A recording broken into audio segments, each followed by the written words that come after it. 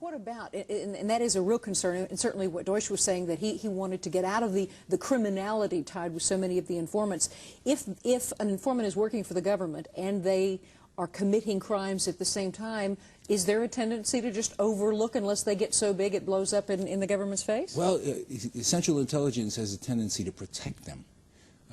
What I find really fascinating, you were talking about Mexico, is a report that came out in December '95, an Associated Press report, which was not picked up by anyone in the media, which is another problem. And in the report, it said that a U.S. Customs attaché linked the ex-president of Mexico, not the Attorney General, no one else, ex-president Carlos Salinas de Gortari, to $500 million in drug money in 60 banks around the world. Now, that disappeared. Well, there's certainly been a lot of controversy about he and his brother and other things, but those issues just seem to float up in the air and nothing comes Not of in it. Europe. Here in the U.S., you have, I mean, the media coverage of Central Intelligence is abominable. And the American people are really taking it on the chin. Especially, you take the incident of the Venezuelan drug smuggling. My God, why? You know, they knew about it. The media knew about it from '91. It didn't go out until '93. Then the head of Central Intelligence is given a national platform for disinformation, to say that this was a joint operation between DEA and CIA. Absolutely not. They worked against DEA. So when you allow that kind of disinformation, you're not fixing the problem. Well, isn't there, to an extent, a feeling that the CIA has been created to do, to an extent, surreptitious undercover work, and they're doing what they have to do, and maybe we don't want to know about it as long as they're getting the job done? Well, that's all well and good if you can somehow quantify them being of benefit to the U.S. But when you have a situation where a war on drugs, the drug problem in the U.S. is negatively impacting our economy to the tune of almost $1 trillion a year, and you have an agency like that is eating up, that we know of, $30 billion a year, and at the same time the American people are paying $100 billion in 7 years for a war on drugs, and that agency is demonstrably helping the biggest drug dealers in the world. You know, let's not forget that during the Contra War, DEA documented the CIA protected Honduran military of smuggling almost 50% of the U.S. supply of cocaine into the U.S. You can't do that to the American people. Well, given all of that, that sounds like what Deutsch was trying to leave as his legacy. We're going to clean this up. It doesn't work. You why can't, not? because, again, you use the same philosophy that the Drug Enforcement Administration would use. If you get rid of the informers, you're sweeping the problem under the rug.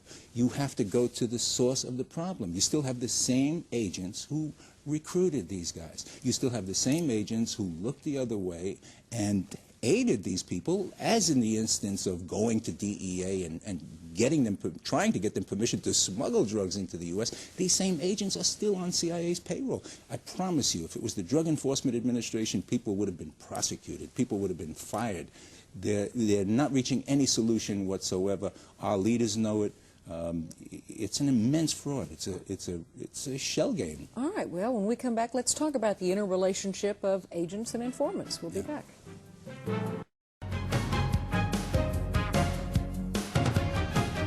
Welcome back. I'm talking with former DEA undercover agent Michael Levine. Michael, how do the bosses, the upper echelon in law enforcement, view the undercover officers? With great distrust. The feeling is, if you're that good and you can get these really big criminals to trust you, there must be something wrong. Now, that's the unpublic opinion, but that's the reality. If you examine law enforcement, deep cover and undercover agents, they almost never reach the end of their career. I was incredibly lucky to reach the end of my career. Suffered a back injury and had a chance to retire, didn't you? Yeah, yeah. In essence, yeah. It's not a wise career choice. I teach undercover tactics to this day to local police agencies, and basically the lesson is, if you're foolish enough to choose this, you're choosing a career path that's not going to take you far. Well, what about the notion that if you run with these guys, you're going to end up like them? Because I believe in an article I was reading, you said 1 in 10 will sort of not make it through the job, could get killed or injured on the job, or end up in jail. Oh, yeah. I think it's a lot higher than 1 in 10. You know, the life expectancy for a DEA agent in general is, I think, 55 years of age. Now, if you start to focus on guys who make men and women who make careers of becoming other people, living with criminals, especially deep cover operations where you go into other countries against the laws of those countries, and you live with criminals and you are not protected at all. Something like the Stockholm Syndrome is liable to happen and often does, especially when you see that the top of your own government is so corrupt and so in bed with these people. Well, it's a very confusing situation. You have to be solidly grounded. I was lucky or unlucky enough to have a brother who committed suicide after 19 years of drug addiction, and I felt I was driven, I was crazed. But people who are not really solidly based mentally, they're looking for trouble to do this for a living. Well, I think the biggest question is that what Deutsch wanted to accomplish, he's ordering this worldwide review of informants and clearing all of this out, was to set standards of excellence for tradecraft and counterintelligence. Is that a plausible goal? Is that something that can be accomplished? Not by what he's doing.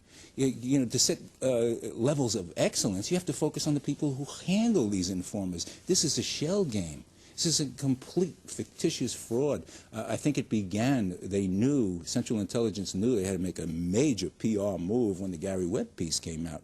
Gary Webb piece being? Being Central Intelligence, again, caught red-handed by documentary evidence, smuggling immense amounts of cocaine, a lot of it which wound up on the streets of L.A., yeah. But it went throughout the United States. Yeah, that was the article that appeared in the San Jose Mercury News, yeah. And in fact, you came on and talked with Gary Webb when he was on here, but just wanted to remind viewers of which case we're talking about. So you think that created such a PR blemish for the CIA that they had to come out and make these sorts of pronouncements? Oh, absolutely. Do you not have confidence that they're really going to do what they're saying they're doing? Absolutely not. Absolutely not. They are not. This is a pure PR move. Again, the sudden discovery of 1,000 informers is not a house cleaning. This gives rise to a lot more questions. Again, from the point of view of a professional, this is what I did for almost 3 decades.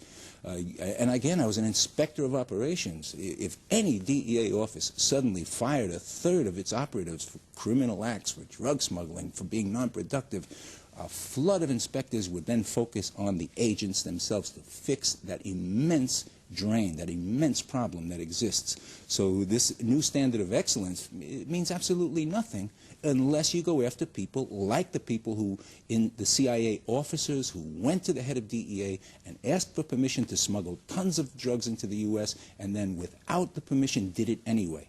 Now, if you want new standards of excellence, put those people in jail. And then you're taking a meaningful step.